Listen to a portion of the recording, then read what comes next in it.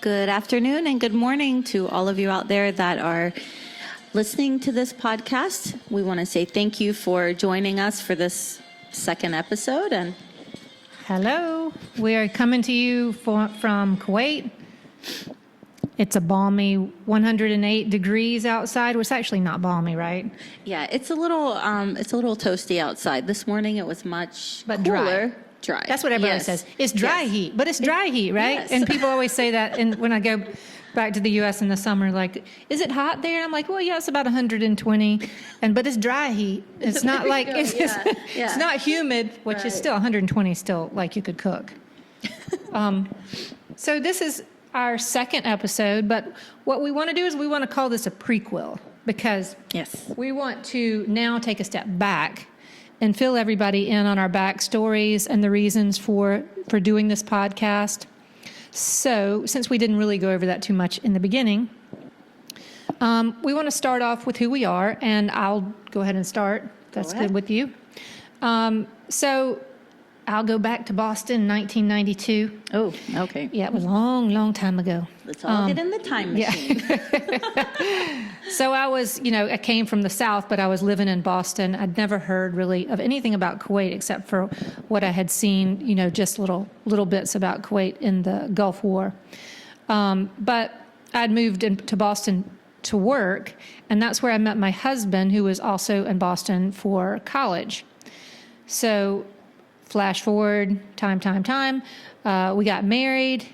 We moved to Kuwait in 95, and we stayed for about a year before we moved back to the U.S. for graduate degrees. And during that time, we were back and forth to Kuwait in the summers or the holidays. Then we finally settled in Kuwait, brought the 3 kids with us, and settled in Kuwait in 2007. And I think that's where, my experience is different from yours, Donna, because I think I went through all of the stages of culture shock. And I don't think you I never had culture shock. You did. Yeah. And I think that had more to do with me moving here with the children and my expectations of what I thought, their childhood should look like, Right. And I wasn't ready to give up on trying to fit my American ideas into my new Kuwaiti world. Yeah. So that took some time. I get it now. But after, having a tendency to be nostalgic about certain aspects of our childhood, I think we all do. Right. I would agree with that. And we want our children then to experience and to love what we did and experience what we did. And perhaps that's even more so when you're living in another country. Sometimes you start to think about your kids, oh, they didn't do this or they didn't have this or whatever. I'm experiencing that now. Yeah, see? But I'm living it. The old saying is that you're not able to ever step into the same river twice. This is my evolution in thinking, is that you just can't go home again. And even if I were raising my children in the exact same homes and cities that I was raised in, it still wouldn't be the same experience that I had as a child. Time and change, just prevent you from ever going home again. Right. So that is where I am now. I'm more settled now, and I'm happy and I'm at peace now. And that's just my little bit of a background story. Right. Okay. How about you? For me, back in my hometown, I had many Middle Eastern friends. And so I had heard about Kuwait and the Middle East a lot from them. So for me, I think just having those people in my life at that time that, and then also seeing a little bit of their culture but back home, instead of experiencing it here in Kuwait firsthand, at that time. Yeah. For me, when I came to Kuwait, I came here actually I got a job with an American lady here that I had met at the university. Okay. And when I came, we had big hopes and dreams. Mm-hmm. There's hopes and dreams hopes again. Yep. Many hopes. But we had a lot of hopes for the business that we had. Sadly, it did fall through. But when I came to Kuwait, a lot of people don't understand this. And I understand that they don't understand it. Everyone has their own experience. Right. I felt at home. Now, I've experienced good and bad here, and I think that goes for anybody. No one goes to one place and just experience everything amazing. But for me, I came here with my 2 dogs, you know, with a lot of dreams, you know, and then I went back to the States for a short period and then returned back to Kuwait. And I've been here now going on 16 years. But, you know, for me, Kuwait has been very good to me. One thing that I absolutely love about Kuwait would be the people. Right. That's the truth. True. Because if you didn't love the people, You wouldn't that stay. would be a problem. It would you not know. be. Yeah. I mean, some of the most amazing people I've met and come in contact with were people native to this region. Right. You know. I agree with and, that. Yeah, so, and for me, I love the climate here. Growing up, I loved Texas, and I love Texas, Arizona, anything deserty, Oh, you know, like Perfect. wide open spaces, sunny, you know, I like that. Right. So for me, I love the desert. A lot of people, I know a lot of people love nature, and listen, I love a good tree. Yeah. I love We got a good trees. tree, We got you know, some trees. But, yeah, we got a few. Yeah, yeah. But to be honest, I love You like the seeing sun and sand. everything, Yes. yeah. And, you know, I love that. You know, the occasional camel on the side of the road, you Right. know, or depending on where you're Where you are, driving, yeah. not in the city, of course. But, Right. But I love that. Everything about here. Now, sometimes it can get old and you do want, you know, some nature A change, around you, a yeah. little change. But for me, I mean, I love the climate. I love the atmosphere. I love the people. And I do love the food. Yes. I love the food. I agree and with you I can't there. say Yeah. anyone that's visited here that said the food Was not amazing. good. It's right. amazing. Yeah, exactly. Even my mom and dad, you know, they love the food when they come I here. would say my mother agrees with me as well. Mm-hmm. If you're listening, Mom. Yeah, so we have the best food, let's be real. So, So anyway, I didn't have very much, I didn't have much to work with in terms of my expectations. Like when I first came here, because like I said, when I was in the South, in the area where I'm from, not many people had any kind of interactions with people from other places, much less the Middle East. In fact, I only knew like my husband and a few of his friends that I had met. And of course, that was because I had moved to Boston from the South. And I knew what everybody else was so kindly offering up, like well-intentioned, although like often wrong or distorted advice. and also I totally understand that. And I know that people come like with the best of intentions. Right. You know, Trying to help you. And everyone has heard that same line. Didn't you see the No, movie? Not Without My Daughter. daughter. Yes. It's like, come Yes. on. Yes. You know, but you know, I get it. I get it. In fact, I even remember one time calling, I can't remember what it was, but I think it was when my daughter was a baby, and it was before we were getting ready to move here, and calling some agency, some government agency, and talking to a woman in the office now, a woman who works for the state government, and her asking me like, why do you want to go over there? And I was like, well, you know, I'm married and I'm moving over there. And she's like, well, now you need to be careful because, you know, right now Abdullah could be in charge, but next week he could get overthrown and then y'all have to get out of there. And oh my gosh, it was just like I got advice like that all the time from well-intentioned. I hope they were well-intentioned people, Right. but they were trying to warn me off of coming here. But over time, I've learned so many different things about myself and the world. And the one thing that has really struck me is that people always interpret place and people and experiences through their own lens, of course. Yes. So, but that doesn't mean that that's what you're going to see, right? That's true.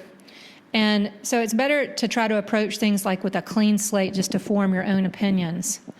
But also, as different as we all are, we also have some things in common. We have some things the same. Maybe we're taught like that people from other cities, neighborhoods, or countries, even races and religions are not like us. But one of our hopes is that through sharing our own experiences and opening up to hearing yours or the people who are listening, we can see how even though that we might come at things from different places and with different experiences and understandings, underneath it all, we still have some sort of shared connection. Yeah, that's true. Okay, for example, remember last time when we asked for your input related to expectations versus your experience? Right. Well, we did have someone write in, and A couple of people. yeah, that's true, and I was happy with that. And we received actually a voice message from one listener. That was nice. So here is one that we're going to play for you that is an example of how people can relate things to their own lives. Yeah. When it might seem like it doesn't pertain to our examples, it is still connected. And that's what we're looking for. It doesn't matter which culture or background one comes from. We can always find a place or some point of similarity. That's right. So I'm going to play this from a listener. So here we go. 3. Anna and Caroline.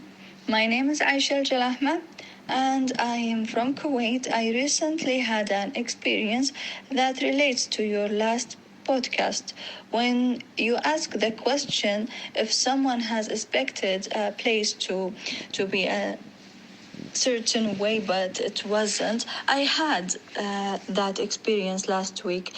My experience is not with traveling. It is with a place here in Kuwait, the place called Landscape, and it's in a promenade.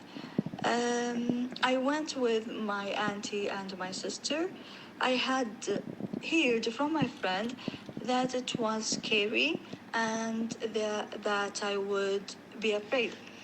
The first thing was scary, but it's how I imagine. A zombie came to the room and we had to be listen. We have to be silent. It wasn't as scary as people had told me. They tried to scare us, but we won't. It was a bit scary, but not how I had imagined. Even the question they asked were difficult, but not as difficult as I had imagined. We lost in the end. We didn't finish the questions before the time finished, but it wasn't as hard or scary as people had told us.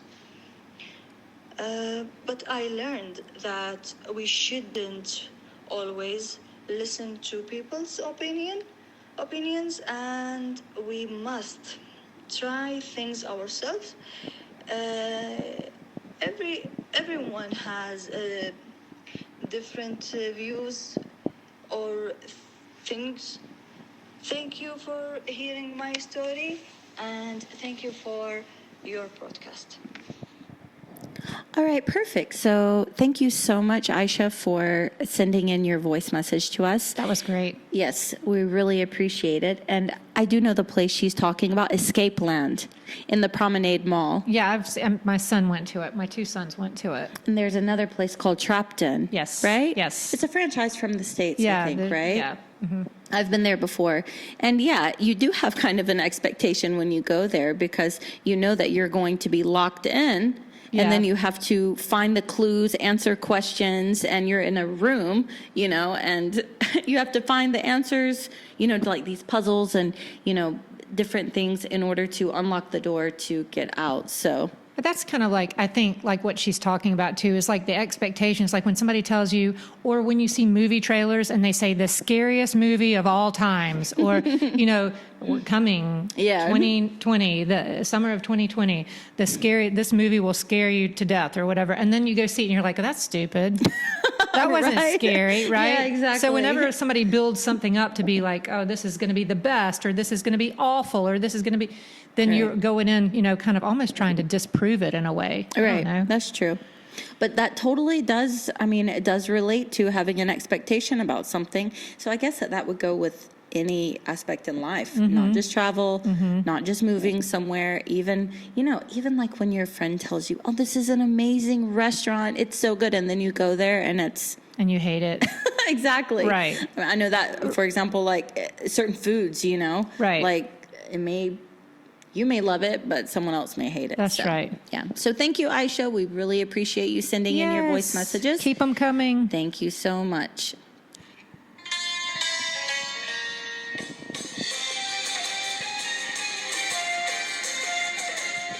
Welcome back. We are back. You didn't know that we left, did you? I had no idea. Anyway, before we go any further, I guess I should give everybody a little bit of a warning.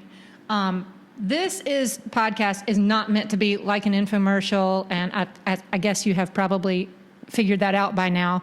Exactly. That we're just going to be totally natural, bouncing back and forth off of each other and just having fun, and hopefully everybody else has fun along with us. Yes. So anyway, but I like the joy ride. Right. I like the story that Aisha sent in, and it kind of reminds me of expectations and how expectations also that we have for many different areas of our life. For example, yes. Remember the end of last semester? And I do. We were planning all of our travels and back to the U.S. Yes. And everything that we were going to get done, and every place we were going to go, and all of the things that we needed. Yes. To bring back with us, Oh, yes. et cetera, et cetera. And then somehow that time just for me, I went almost to the end of April because my daughter was finishing her master's degree. So I was going to go over there and be there for her graduation and spend a little time with her before everybody else in the family came and joined us for graduation. Right. So we were there up north for like a good month or something before, maybe almost 2 months before then we went down south or whatever. But I don't know for you if it was the same, and I think I do know. But it was a really, really long summer. It was very long. Yeah. It was extremely long. Yeah, I mean, we get a good 4-month break anyway, so that's very nice. That is but a it's nice like break. once you get there, you arrive and you have all of these expectations and things that you plan to do. Sometimes they happen, and then sometimes they don't. The days pass, and plans change, things like that. And yeah, it did feel like it was a very, very long summer. And just touching back on weather again, was it not extremely hot? I mean, It was. Like, it started off... and it was not a dry heat. Right. Right? At all. It started off because we were in Philadelphia to begin with, and it started off up there like it was very pleasant. Actually, it was almost even cool. Like, I Right. had to wear sweaters and stuff like that. But then, as the time progressed, it got really humid and really hot. Right. And then, I don't know, I think the expectation, a lot of it is, again, like what I was talking about with my kids and stuff like this, and I don't know if you feel the same way, but that kind of like you're going to go back to the U.S. and, oh, remember this and remember that, and this was like this. But a lot of times you get back and it's like, wait, this doesn't exactly feel the same. Right. Or maybe it's because we have connections here that you kind of feel like always drawn to coming back Right. here. For me, I definitely felt like I needed a break. That's one thing. To go. Yes. Yeah. Yes. Yeah. I was excited to go back. It had been 2 years. We had skipped the previous summer. Oh, that's right. Yeah. And I was very excited to go back. But the initial, I would say, traveling with such small kids. That's hard. Yeah. That was draining. Yes. Definitely draining. And just, whenever you get there and you have responsibilities and things like that, sometimes in our mind we fantasize about, we'll be all relaxed and, Oh, yeah. and this and that. But then when you Never get there, happens. reality, you have things to do and, People to it's- see, yeah, obligations to yeah, family. Yeah, definitely. Yeah. So it was a good summer. Yes. It was definitely good. Expensive. Very expensive. Right? Yes. And hotels, what's up with that? Yes. Do I just romanticize the prices that hotels used to be? I don't know. I don't really remember before staying in hotels, because I lived there. Yeah. But the prices of hotels, yes. Really high. I felt that was a bit shocking. Just prices in general. I don't know why. I just remember it being much cheaper. That's what right? That's what we've always thought. And Right. like when we were in Kuwait, I think people always thought, oh, well, the prices are so much cheaper in the U.S. for the Right. food and whatever. But something happened. I Right. don't know. Something What changed. happened? Something changed. We're like, what's up with the milk? It's really expensive. Yeah. And then but if you I wanna guess get- you could look at depending on the What you actual buy. products that Yes, exactly right. that we buy. Right. So if you're going organic and all of that, Right. then you're doubling the price. So This is true. yeah. Which is a difference. Like I even remember going to like Publix with my dad, and my mom and dad have visited Kuwait now 13 times. Right. And my dad loves it, and he loves going to the Jamia, the Yeah, grocery yeah, stores here, yeah. and seeing all the different produce and stuff that we don't have, Yeah. at least in our neck of the woods in the U.S. But going into the Jamia or going into the nut stores, he loves going into the Right. nut stores. And seeing like produce and stuff and where it comes from. Because in Kuwait, like when you go into the stores, you can see like, are these peaches are from Egypt, and these, this garlic is from Spain, Yeah. or this, you can see all the different places. Whereas like if you go into Publix, my dad was like, but because we eat like every night with dinner, we always have a big bowl full of pomegranate. That's been peeled and Yeah. we have a big bowl of pomegranate with pomelo mixed in with it. Oh, okay. So it's and my dad got used to that. So he went to Publix and he was like talking to the guy, was like, where's the pomegranate? And the guy was like, well, we don't have pomegranate, Speaking of pomegranate, I swear the first time I ever had pomegranate was here in Kuwait. Really? And I'll never forget, I emailed my mother, or I was talking to her on the phone, I forget, and it was in 2005, I would say. It was okay. the first time I ever had it, and I was telling my mother, I had this really amazing fruit. It was these little balls with like little seeds in it, and my mother was like, I think you're talking about pomegranate, but I hadn't You hadn't eaten, ever, really? no. And so it was like, for me, it was like, ooh, this exotic fruit. I'm like, oh my goodness. But yeah, my mother was like, that's pomegranate. But I remember friends having that in their lunch boxes, which is kind of crazy. But I remember there was one girl who used to bring it in her lunch box, like half of pomegranate. But she would like, I remember we used to, when we ate it, we used to eat like the little seeds and then we'd spit out the white part. all right. But that's not how you eat it. Because you're supposed to just chew it up, right? You chew up the whole thing, like the seeds and all. Yeah. But we didn't do that in the U.S., so I don't know. Maybe that was just our inexperience with it. So that's another expectation that was That's true. different for us for the summer. So it goes both ways. Like yes. even when you're expecting something that you're familiar with, a lot of times the experience you come away with is totally different. Even people, I would say stateside visiting here, Oh, yeah. their expectations when they come here, Right. is always different. Yeah, I remember one time being somewhere where we were in the mall somewhere. I think it was me and my mom and dad, and this woman was staring at us, and we were thinking, why is she staring at, and your immediate expectation is, and this was a long time ago. Right. So, but when we had less experience, was, well, they must But we be. were just full of expectations. Right. We just were full of, without experience. And she was just looking at us, and I was thinking, like, she must be, thinking, oh, who are these, people that are not from here? Yeah. And then I was getting, like, my dander up a little bit, thinking, getting a little bit defensive. Yeah. And I was like, why does she keep looking? And then after a while, she came over and she moved. There was a little partition thing, and she got up and she moved it because she saw my mom and dad were getting ready to walk out. Right. And so she got up and she moved it so that they could go out the door. Oh, And I that's was nice. like, "Aw!" That was And then I nice. was like, and he was like, my dad was said, "Thank you so much." And she said, "We love you. I have to. We love you. We love Americans. We love British people. Whatever." Like, because she didn't know if we were Yeah, British or yeah. American or whatever. But I just thought, oh, well, here I am with these negative ideas in my head because I'm not. And going not off- everyone's looking at you that way. Right. So true. it just always comes back to smack you in the face whenever you have some sort of wrong idea Yeah. that you feel bad about it later. That is true. So that's about That's all it. we have for this time. So how about anybody? Okay. Oh go yeah, ahead. we were talking about what we were going to do, our future plans, hopefully. Oh yeah. Our day tripping. Yeah. So what we decided was, why not we go out there and have our own experiences in places that we that we don't have that much experience with, right? That's right. And so we're going to do what? We are going to take, well, hopefully, we are going to take a day trip.